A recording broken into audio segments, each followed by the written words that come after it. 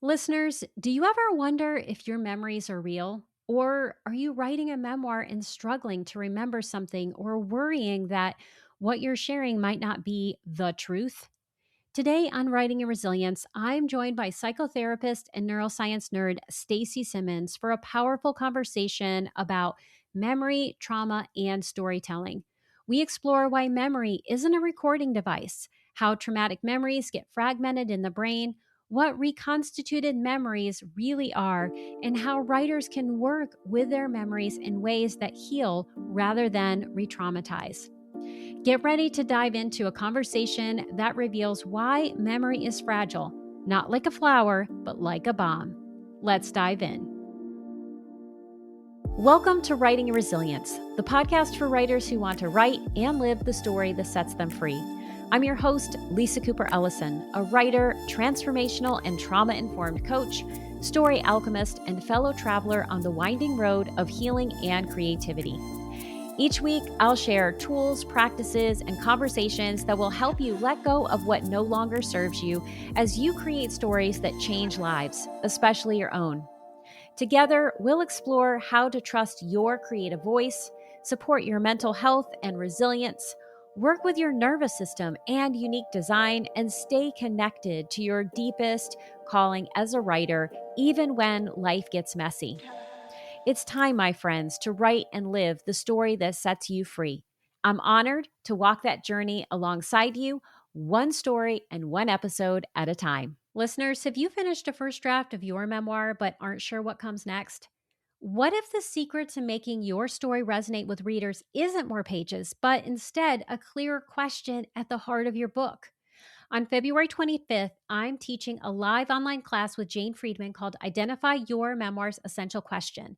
In 90 minutes, you'll learn how the right essential question can shape your story, give your book purpose, and help you decide what truly belongs on the page and what doesn't. Whether you're stuck in the messy middle or polishing for submission, this class gives you a repeatable process to revise more confidently and start seeing your memoir through a fresh lens. Join me, Lisa Cooper Ellison, on February 25th at 1 o'clock p.m. Eastern Time to unlock your memoir's central question. Register today by going to janefriedman.com.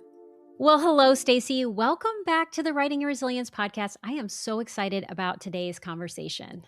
I am so thrilled to be here, Lisa. Thank you so much for having me back. It's truly an honor. I love talking to you. So I'm looking forward to this. Feelings mutual, and I'm just going to give a quick plug to your book, The Queen's Path, because writers, if you do not have a copy, I'm telling you, it is going to change how you think about your writing and about how you think about your story and your life. So if you want to know more about that, we already had an episode on it, so I will link that in the show notes so you can listen. But today we are going to talk about another issue that is really important to you if you are writing a memoir, and that is the issue of memory. Before we get started, I want to give you a chance just to let everyone know a little about yourself, and then we will dive into the questions. So I am a psychotherapist, but I'm also a big neuroscience nerd. I am a psychotherapist trained at the Pacific Graduate Institute in Santa Barbara, California. And I am a certified psychedelic therapist. So I work a lot with people who want to use psychedelics for a therapeutic purpose. And there are only a handful of certifications in the country. I was part of the first cohort of the Integrated Psychiatry Institute's version. I am on the research team in the Integrated Psychiatry unit at UCLA. I'm part of the research team at the Trance Science Research Institute in Paris, France. So those are my neuroscience bona fides. I am not a trained neuroscientist myself, but I love neuroscience and I do a lot of research that intersects with neuroscience. I know probably a little bit more than your average therapist. Which is why we are all in for a treat today. And I will say, I felt like you infused some of that into the Queen's Path. I mean, that's not hardcore research, but I felt it. Thanks. I do have a more hardcore research book in this one, my mushroom book. So this one's like the nerdy version of me. Like it reads very, very different. You kind of get the geek girl coming out for sure, like with all the acronyms and the and the science talk. So and we're going to dive into that in another episode. So listeners, stay tuned for that conversation. But today we are going to dive into memory. And I'm going to tell you, Stacy, this is a huge issue for so many memoirists because there are different kinds of memories that we're navigating. And I think you're going to be the one to really speak to this because you're the expert. But, it's like when you start remembering, you remember more, right? You start going down that rabbit hole. And then at the same time, you begin to think about or realize, oh my gosh, maybe I didn't remember this as accurately as I thought I did. Or why doesn't my memory line up with this other person's memory? And there's so many nuances to it that trip writers up and then make them feel like they can't trust their own story. So my hope today is that we can debunk, demystify, explain some of these things so that people can feel good about their stories, understand what's happening to their memories, and then think about how to use them in a way that is effective. So, to begin, we're going to talk about the types of memory that might be important to storytelling. And so, the one that I'm thinking of is episodic memory. That's the one that I find I work with the most. But when you think about memories, what are the types of memories that feel most important for all of us to understand, especially if we are navigating our stories? It's a hard question to answer because episodic memory in and of itself, as human beings and especially as writers, we like to think of ourselves as caring about the truth, as caring about accuracy, right? And so I find that writers especially treat memory as though it's supposed to be capturable, like you're supposed to be able to have an objective truth that you're reporting on. And memory doesn't work like that at all. There's no objective memory. So even when we're talking about the experience of memory and the way it works in your brain, it doesn't work like a computer. So science has always treated our brain in whatever capacity the most elevated scientific metaphor is at the time. So when you go back and you read science from 1,000 years ago, they were just figuring out pneumatic machinery. And so they knew that they had to have liquids in those pneumatic machines in order to get the machines to work. So they used oil and they used water and they used all kinds of different compounds.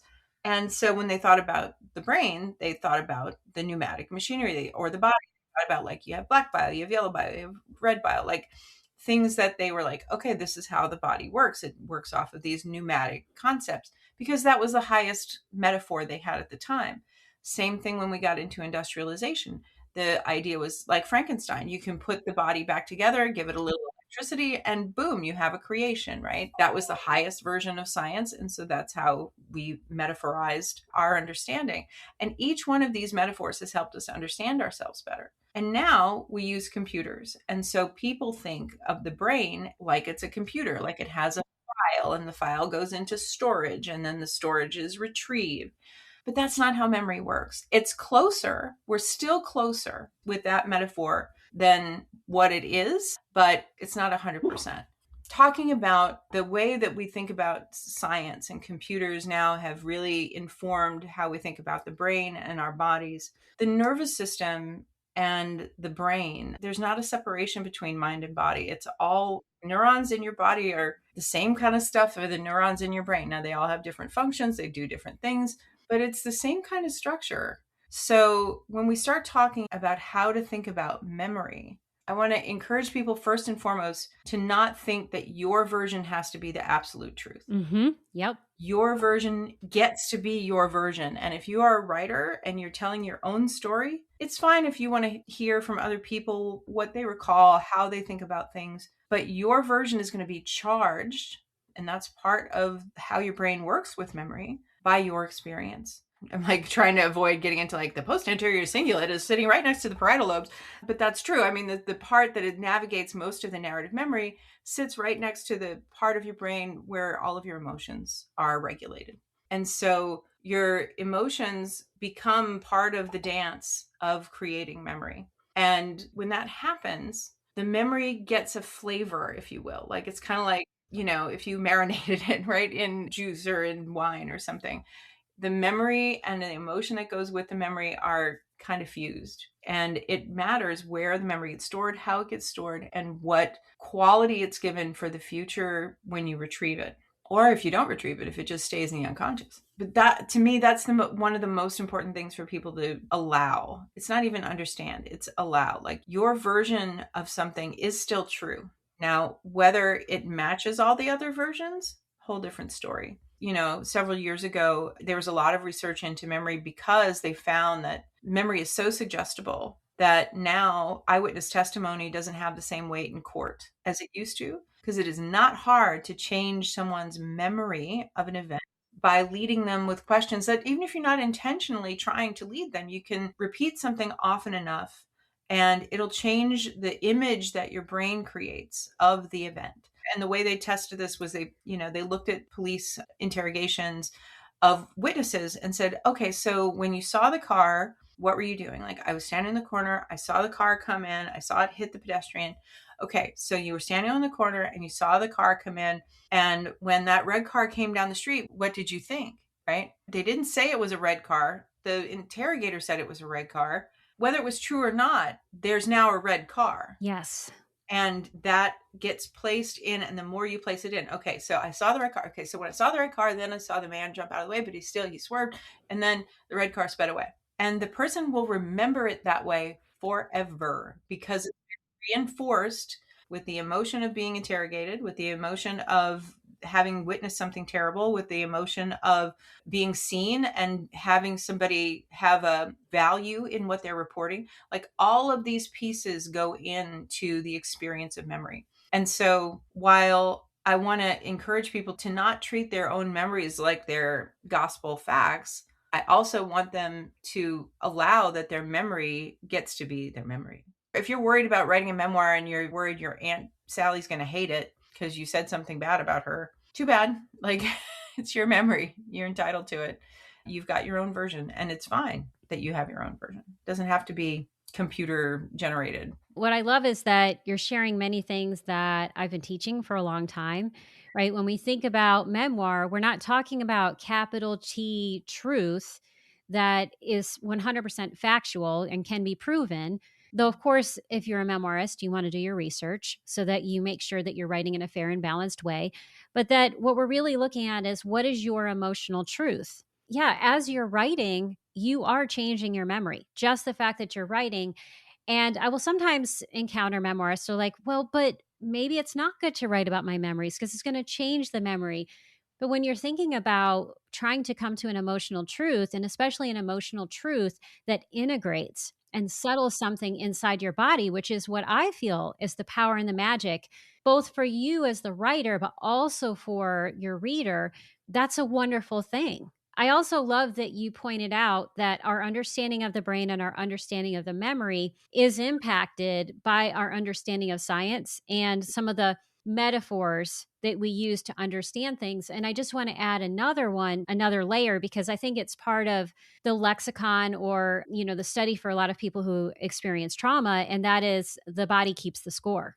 Yes. And so right now, there's a lot of controversy around that. And some of that controversy, I believe, is around the person who wrote it, right? It's more about the character of the person, Bessel van der Kolk, than it is about the concepts. So I am curious to know what you think about that. I'm sorry, I'm not trying to ramble, but I feel like this is also a piece of it. It's not just that this is a layer that we've added to our understanding, but when it comes to recovered memories, which you talk about as reconstituted memories, that's a concept I really love.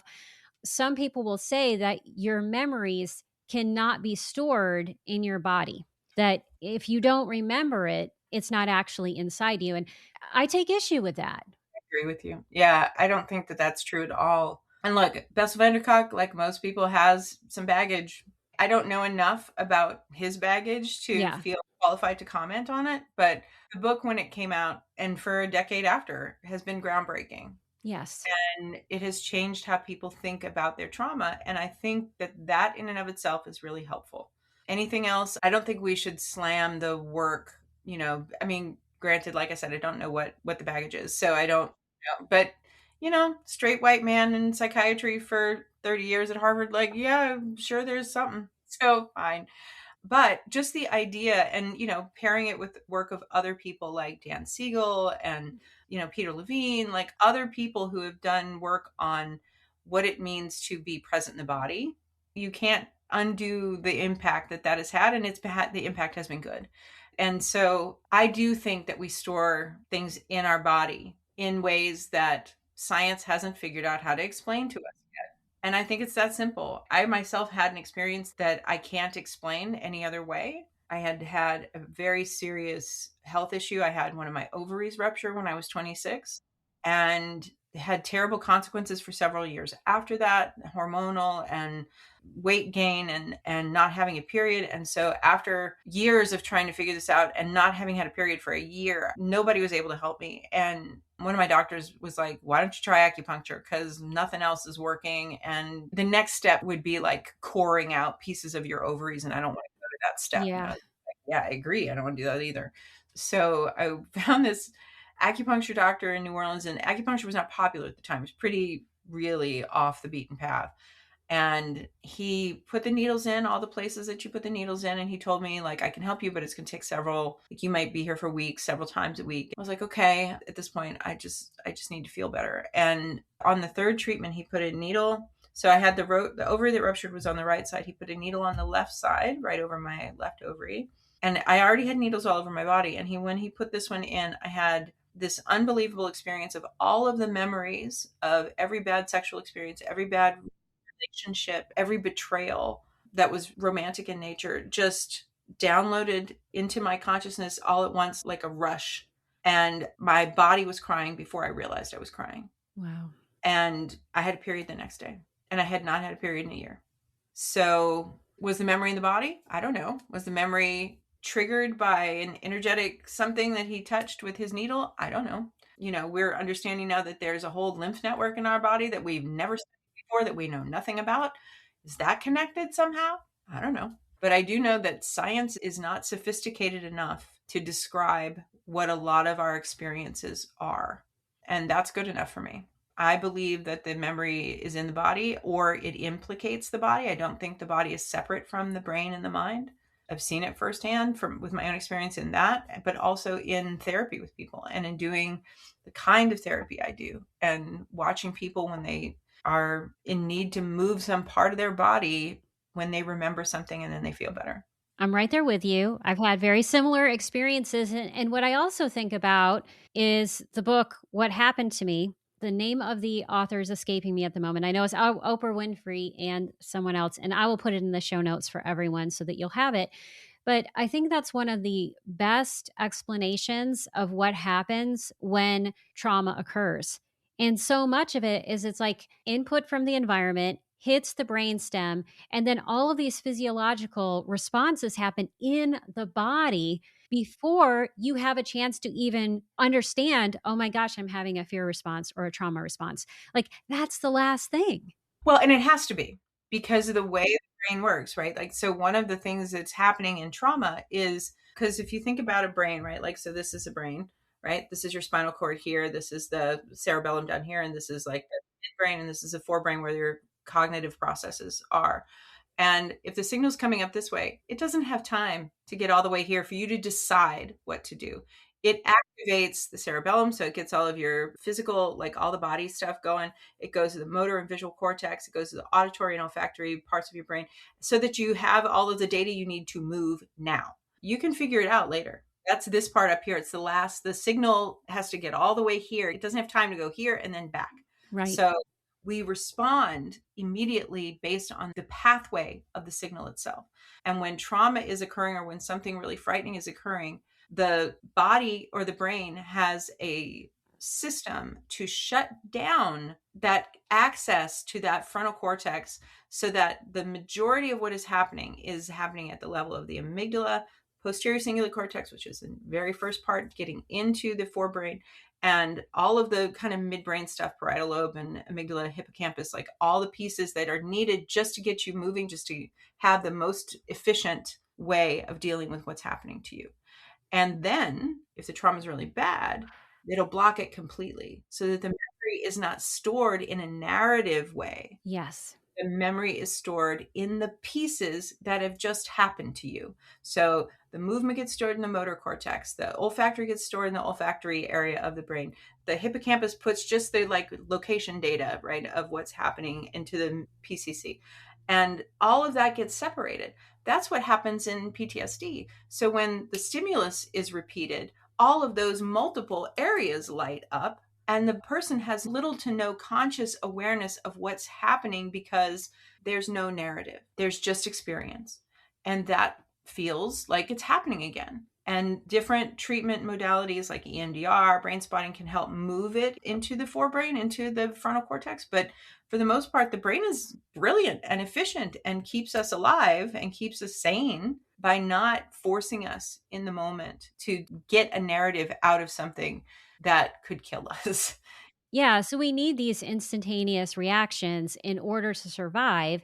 And yet, because that's the case, and the way it was once explained to me is that there's actually a gate somewhere in, I don't know if it's the amygdala. The gate is called a hippocampal bypass. And then we lose that. That's why people will say things like, I was so angry or so frightened, I couldn't think of what to do next. It's like you just have that reaction time.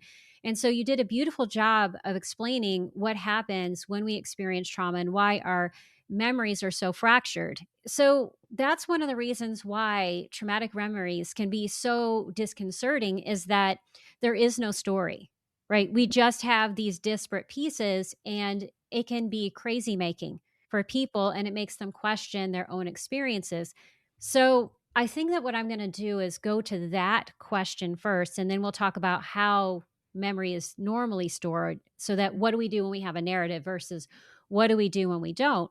And so, listeners, if you have had a traumatic memory and you're trying to write about it and you're feeling like I've got this piece and that piece, but I don't really know what it means, Stacy, can you help us understand what can we do, both in terms of therapeutic modalities, perhaps, or just in part of the writing, to create the narrative that around these fractured pieces in a way that is supportive and healthy? Because I'll just share this is that I've told people time and again, just writing about something that's super upsetting or traumatic is not necessarily going to benefit you. If you do not make new meaning from the experience, you can actually re traumatize yourself. And then you get stuck in this trauma loop that gets reinforced in the brain.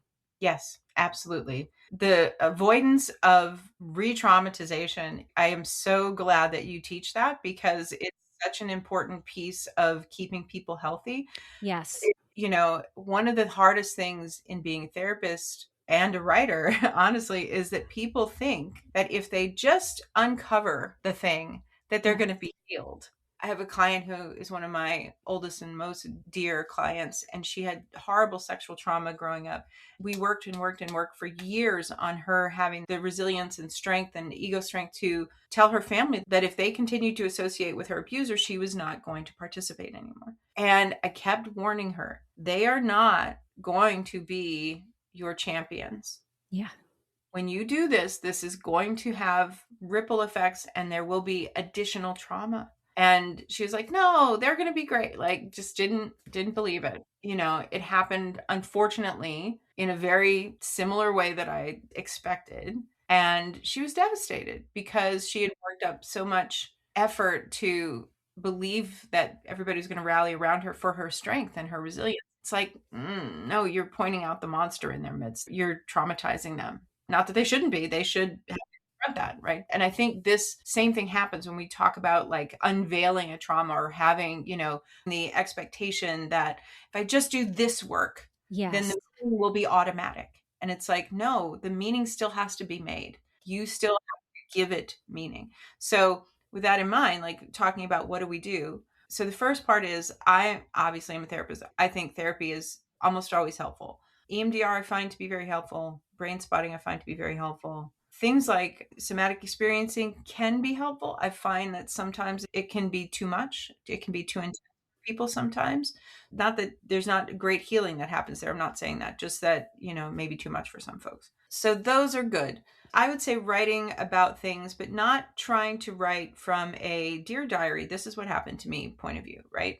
Instead, come at it from an angle. I'm going to use a car accident because it's fairly neutral, right? But let's say you had a car accident and you remember being in the car before the fire department came. See if you can ask the question of yourself, what would I see from the outside?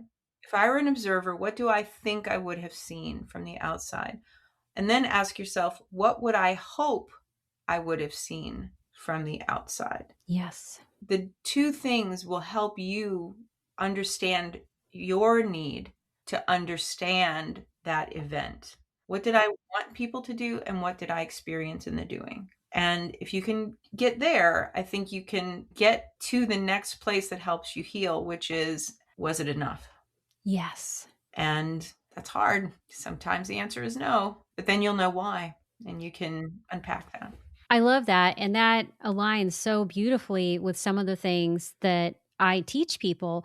Because the first thing I tell everyone is you need to understand your resources, right? Mhm. You know, we think about EMDR, the first step of EMDR is resourcing, helping someone feel safe. And so, not diving into the deep end of whatever your traumas are is really important. Dip your toe in the water of the storytelling with something that is more neutral, has less charge, because that will be really helpful. And so, in terms that writers might understand that one part of like, what did you hope happened? And I get people to write that.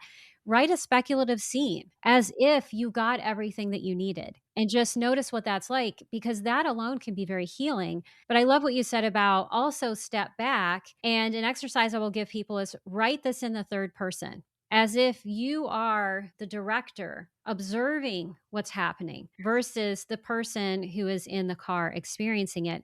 And that can teach you a lot, regardless of what point of view you decide to write, because that is part of the integration process is understanding what happened, what did you need to happen, and then that third part, which that is where the sting is. And that is the reason why resourcing is so important, because when you confront what you didn't get, you have to have the resources in place already to deal with the fact that you will be destabilized. You will be questioning everything for a period of time, and you will have to feel deep and sometimes very painful feelings in order to get to the other side. It's very much that going through, you have to.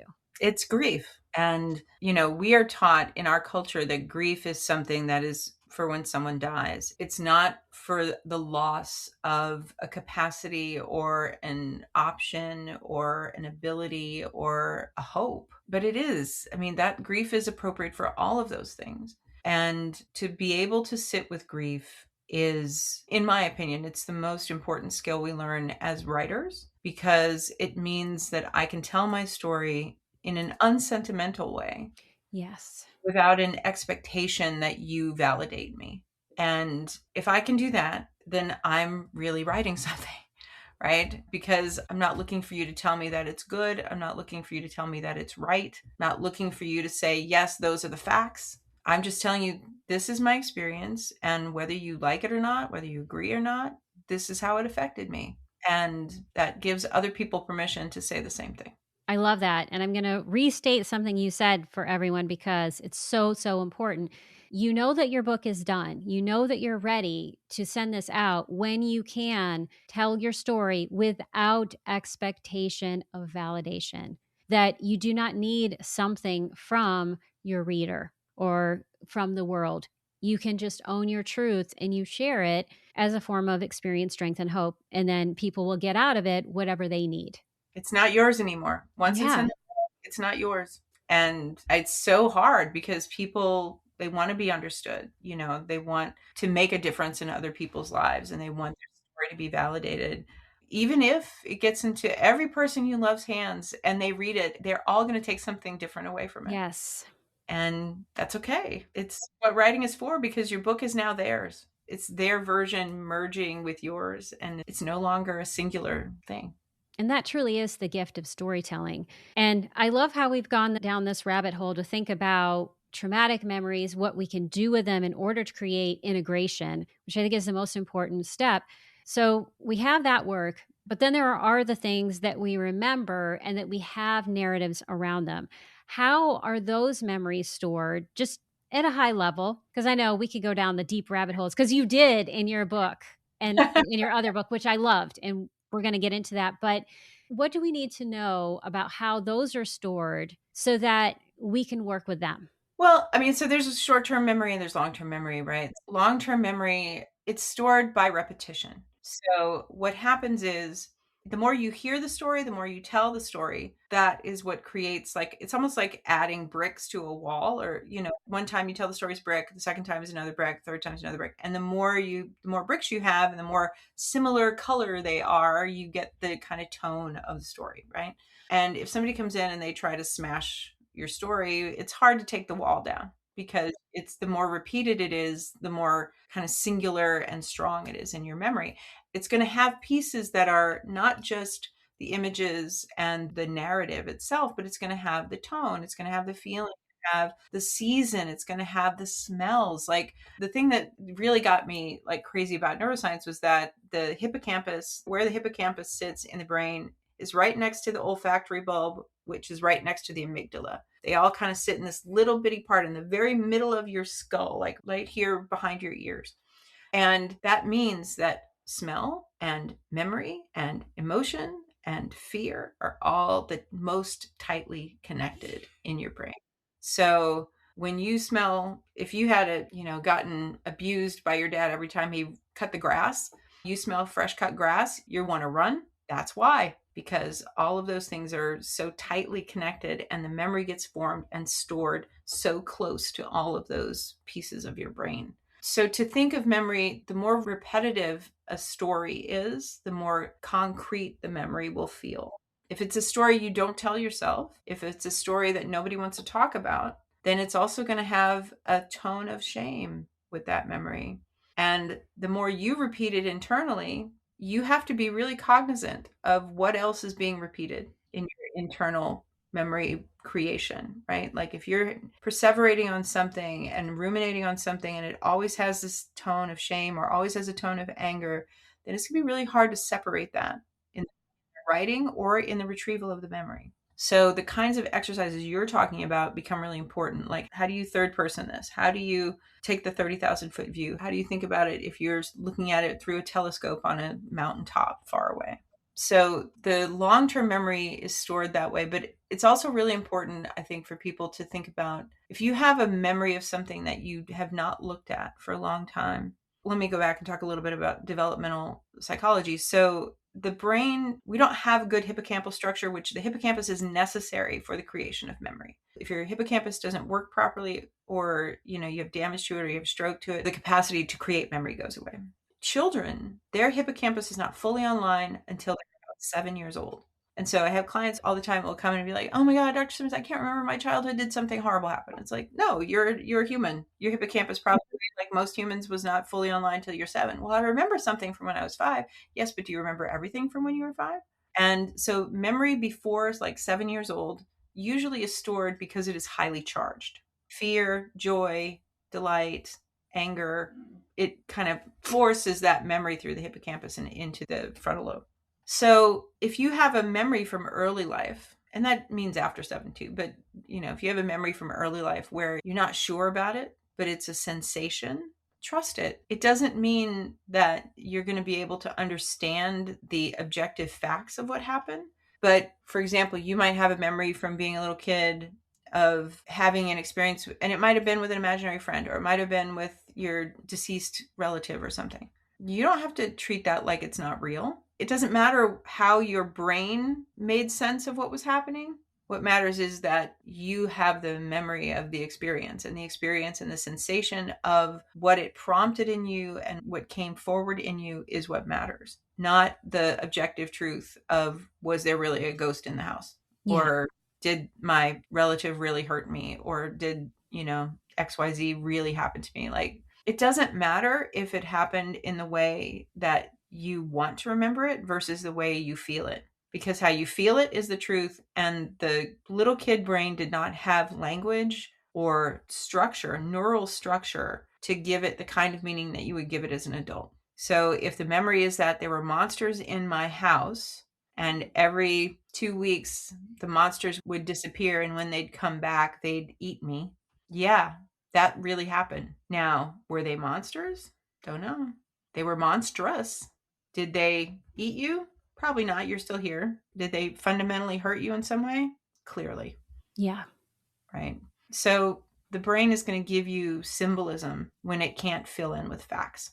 And that is just as valid as the objective reality. Yeah, and I love how you shared that because I think for writers, like this example of the monsters, if it felt like there were monsters in your house, you could potentially write a speculative piece about what it was like to live in a house with monsters. And you don't have to worry about, oh my gosh, is this like factually true? What do you remember? What was the feeling tone? What was that experience? And then from a metaphorical place, even you can begin to say, now, what sense do I want to make from it? And what can I do with the hurt and the pain? Because that's what really matters, or the joy. And that doesn't always have to be hurt and pain, it can also be the joy. I mean, I'm curious about when we think about memories before the age of 7 and before the hippocampus is generally fully online. I have some clients that I've worked with, and I also happen to be a person. I have not been diagnosed with hyperthymesia. I don't know if you're familiar with that term. That's where you have unusual accurate recall of like your whole life and specifically, your early life. And so, I am a trauma survivor. I have an ACEs score of 9 out of 10. I don't need to say any more, right? You don't need to know the stories. That's enough. Listeners, if you're like, what does that mean? You can look it up. That's my experience, and that begins very early. My first memories were when I was 18 months old. I said my first word at 6 months. I was speaking in sentences by 9 months old and very intelligibly at the age of 1. So that's extremely unusual, but like my memories are not always just the traumatic memories. I can tell you about playing when I was very, very young in my room by myself. Like, so that's what I really look at as the memories where I'm by myself. I can fully describe rooms in my grandmother's house and say, did they have this lamp? Did they do this? And it's mine. It's not something that was told to me, which I'm always careful about because when you think about early memory, there's also what people tell and how that gets layered on, even to the point where my grandparents took me to see The Rescuers when I was 3 years old. I loved that movie. And I'm sure that there is like something about that is a piece of this. But I remembered seeing the beginning of Star Wars as we were leaving the drive-in. I was like, I have this memory of seeing the star. And nobody in my family would have cared about that. Certainly not my grandparents. They just said, no, that's a movie for adults. You're not seeing it. Even though I really, really wanted to see Star Wars because I'd seen the commercials. So I looked it up, and sure enough, in 1977, which is when this took place, Star Wars and The Rescuers were playing at the drive-in. So like this was like legit. So for those of us who have this experience, I'm thinking of very specific people that I've talked to about this. What do we do with those kinds of memories? Can we trust the accuracy of that? Trust them. Absolutely trust them. I mean, it's really interesting because you have all this other correlating data that says that you should trust it, right? Like you talking early, so that means that you had good recall even then because word finding is a whole other form of memory. So if you were able to find words at 9 months old, at a year old, and be able to reproduce them, that means that all of that internal structure was there. So I would say that's correlative to giving you some reason to have faith in those memories. Like, and you know what? Like, if down the line you find that you were off by, oh, it wasn't when we went to go see The Rescuers, it was when we went to go see, Digby the giant dog. Like, well, okay, like, Right. just because the memories are clustered together doesn't mean that they're not true. Right. And I love how you just said they're clustered together because when we're thinking about memory and storytelling, some things will be clustered together, either because of the emotional tenor they all have, just what was important at the time, or how they got stored. So it's really important to be curious about memories and to really understand that memory, and you can correct me if I'm wrong, is a story that we're telling ourselves. Oh, yes, Yeah. absolutely. That's exactly what memory is. It is almost always the story we're telling ourselves. And so, it's one of the reasons why it's so dangerous when you're either in a relationship with somebody who wants to control the narrative, or in a political situation we find ourselves in now where the system is trying to control the narrative. It's like, no, trust your eyes, write it down. I was talking to some college students not too long ago, and they were rightly asking questions about like, what do writers do? I'm like, keep a journal. And it doesn't have to be, dear diary, I saw this today. It can be like, this is what my day was today. It's important because when this moment, whether you write about it later or it's a historical moment, it's going to matter. Yes. And capturing the experience, that's the writer's job. So journal, journal, journal. And some things I will add as someone who can be a little scattered sometimes. if you can, try to have one journal, date your entries if you think about it. And what I've learned to do, and I'll actually just get it out now because this is part of my practice and I want people to see it, is that I have these journals that I'm working on. And a friend of mine, Katie Rose Guest Pryl, shout out to you, I put in the date. Like this journal is from this date to this date. And then when I go back, I can figure it out. Because I'll just be honest and say, like, sometimes I just need to write and I'm just picking up any notebook. It's just how I roll. But I do have some that I have actually dated, and that's been very helpful. So we've talked about the things that we can get access to, right? And how that works. But I want to wrap up by talking about reconstituted memories. Those memories where maybe you have a sense that there's something there, or maybe you don't. And then suddenly it comes into awareness. And I think the conversation that people have around it is around recovered memories. So that's the language you may find out in the world if you start studying this or looking into it. Can you explain to us what we would need to know about these reconstituted memories and what we can do with them if we happen to be people who that's part of our story or part of our experience? I want to be very respectful of this because I think it's really critical to treat the idea of a reconstituted or recovered memory with as much delicacy as possible.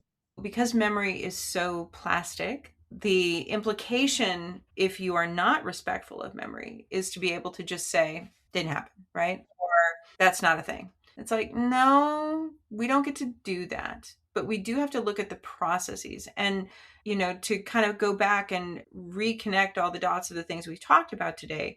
Your memory, especially a reconstituted memory, is going to take pieces of data, visual, motor, auditory, feeling, like somatic, sensational, like it's going to take all of it and try to make it make sense for you.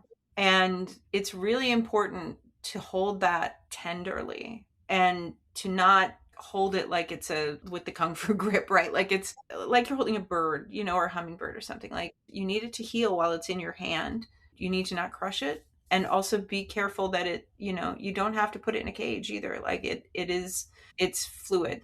So I did my PhD in social psychology, and I looked at witch hunts, modern day witch hunts. And one of the ones I studied was the McMartin preschool case, which was a satanic panic case in Manhattan Beach, California in the 80s. I remember that. And the case was very important from a legal perspective because the whole thing is about memory. There was a single mom who had mental health issues, who had a small child that she put in the care of the McMartin preschool. A single mom in the 80s with not a lot of resources. We're not going to fault her for being worried about her kid, right? Sure. But she brought her baby, who was 3, into the emergency room because he had a diaper rash. And she started asking the emergency room doctor, could he have been molested? And the doctor was like, looks like diaper rash, but I guess. And then this person who was not a stable person started telling all the other parents that her son was being abused by the people at the preschool.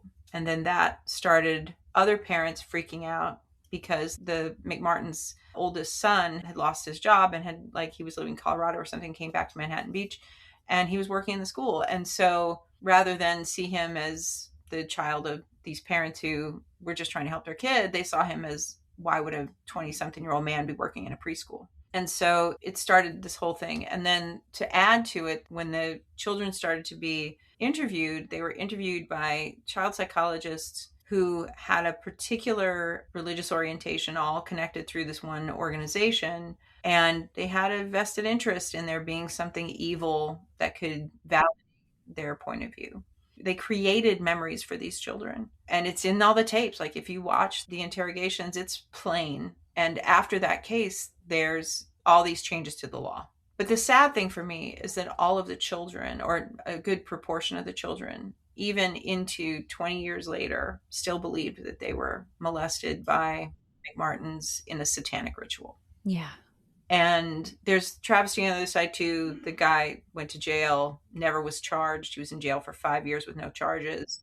He sued LA County and won. Like he went to law school. But the harder thing is, tens of children, like 40 children who were led through this process, believing to this day that they were molested and abused because some therapists put it in their heads that they were.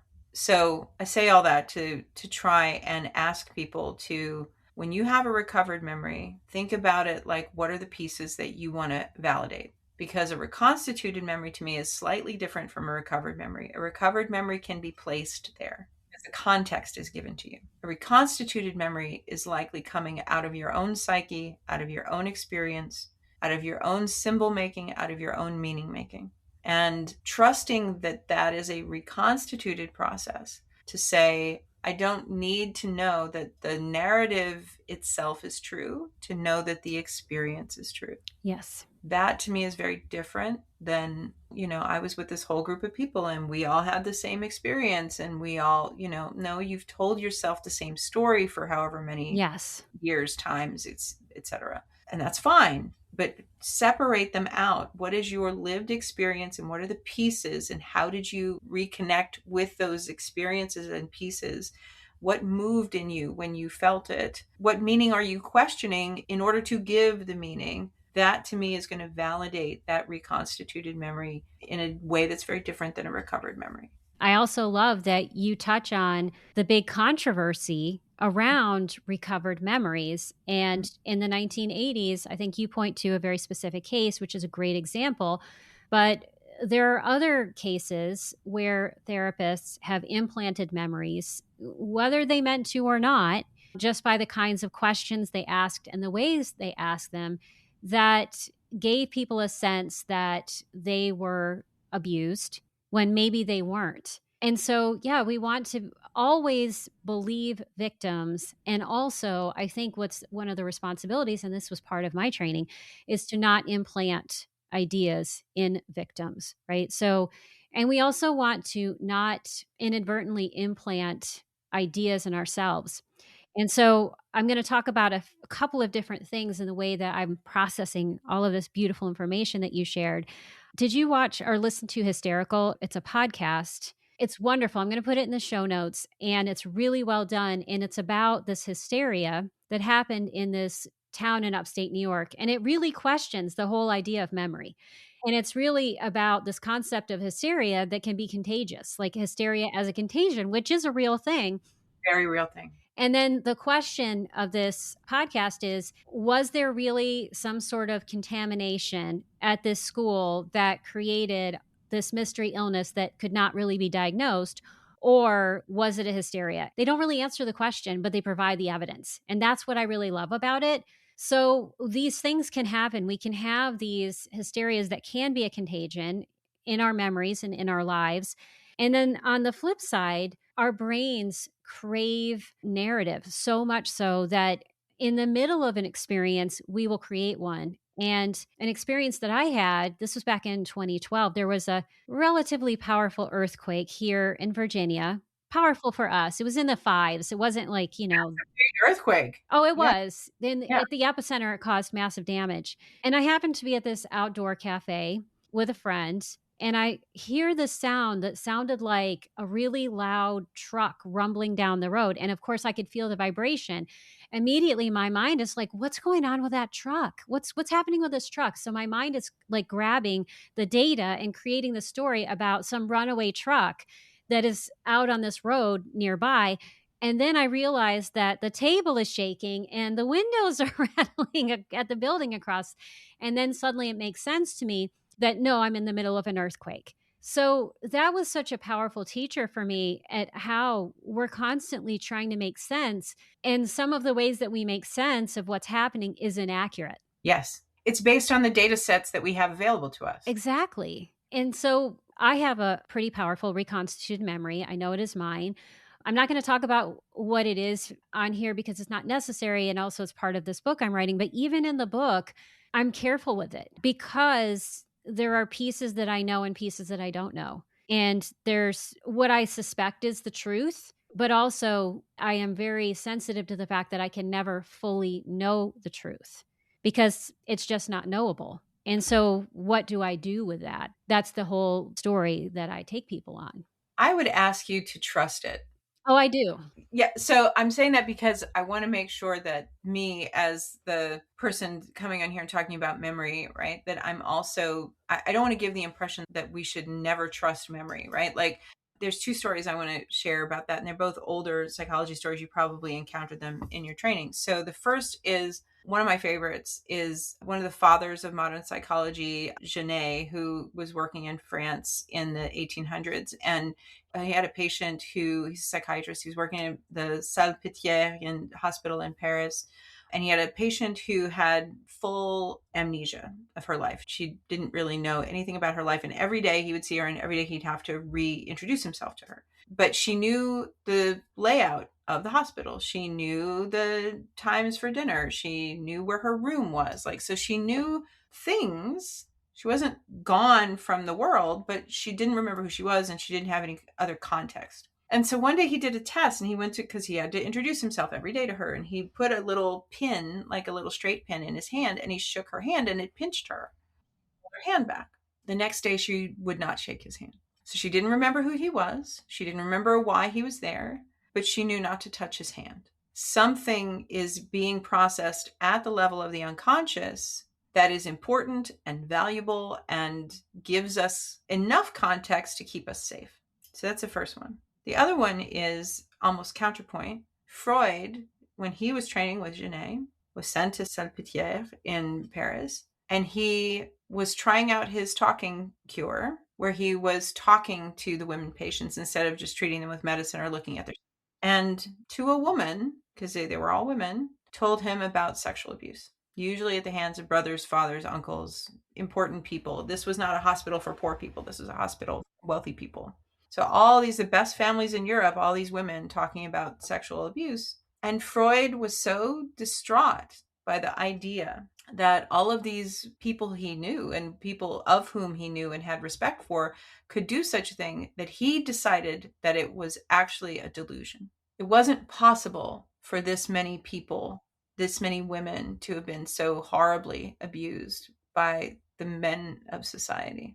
And so he told himself that it was not true, and made sure that it was part of his theory that when women are mentally ill, sometimes they will sexualize their mental illness. And it became fundamental to his own theorizing because he was so disturbed by the idea that it could be possible. So I say that to say two things, right? Like, there are powerful forces in the people around us who will violently choose to turn their backs on our lived experience because it doesn't fit their worldview. Yes.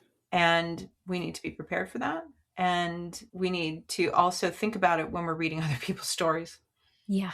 Those two kind of in opposition to each other in a way, but trying to make the point that memory is so controversial. Yeah.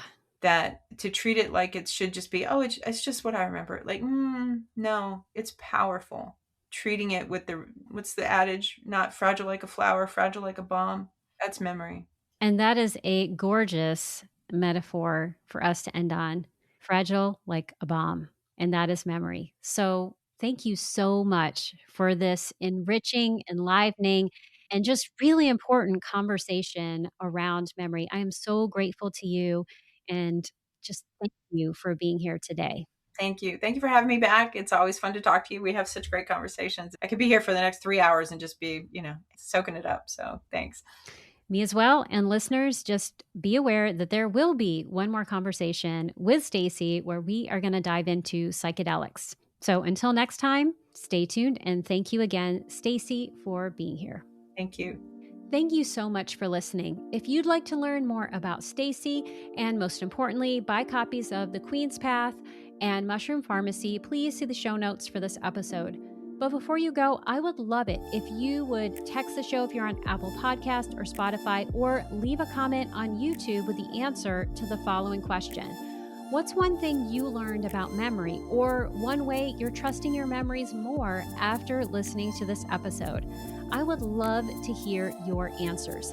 And speaking of your answers and feedback to the podcast, I would love to give a quick shout out to Krista Hillhouse, Stephanie Shaffron, Shannon's Channel, Lee Page, and Heather Fries for your insightful responses to my recent episodes with Wendy Dale and Melissa Fraderico. It was so wonderful to hear from you. And listeners, if you haven't reached out to the show, I would love to hear from you too. That's it for today's episode. Thank you so much for listening. I couldn't do this podcast without your support. If you love this episode, here are 3 simple ways that you can keep this show thriving. 1, subscribe to the show on Apple Podcasts, Spotify, YouTube, or your favorite podcast platform so you never miss an episode. 2, leave a 5-star review so others can find the show. 3, join my engaged dynamic community by signing up for the Writing and Resilience newsletter. As a thank you, you'll receive a free copy of Ditch Your Inner Critic, 5 tools to transform self-doubt into self-support. Until next time, remember that your story matters. As you write and connect with the truest, most authentic version, you become not just the writer, but the person you're meant to be. And that, my friends, is the real freedom writing can offer.